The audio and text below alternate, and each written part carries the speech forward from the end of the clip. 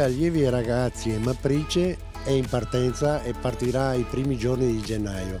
Noi non vediamo l'ora che avvenga questo, anche perché abbiamo potuto già adesso constatare dei numeri importanti di partecipazione.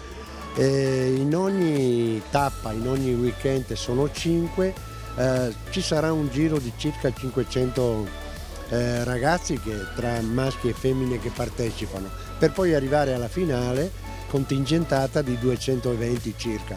Quindi sono numeri importanti, numeri che ci danno ragione, soprattutto sulla mole di lavoro che mettiamo in campo per poter alimentare questo circuito che ha una valenza straordinaria.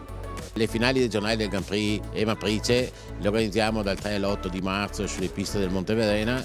Ringraziamo il comitato che ci ha concesso questa possibilità di organizzare questo evento dopo 6 anni, perché anche nel 2013 li abbiamo organizzati sempre del Monte Verena.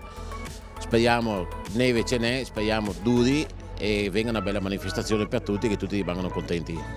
L'evento più importante della regione per la categoria dei ragazzi allievi, perché da lì si farà la squadra che una settimana dopo andrà a partecipare ai campionati italiani ragazzi allievi al Zoncolan. Abbiamo inserito la finale del parallelo, dove parteciperanno i migliori 16 atleti che hanno finito la prima manche di gara, per prepararli anche alla fase nazionale, dove lì proprio un titolo, verrà assegnato il titolo italiano di parallelo. Noi come organizzazione abbiamo messo in campo circa 50 persone, perché abbiamo 2 piste da gestire, abbiamo lo ski cross, abbiamo il parallelo, e vogliamo che faccia belle figure il comitato e anche noi come Sci Club e la località del Monte Verena. Emaprice è un'impresa che realizza dei progetti.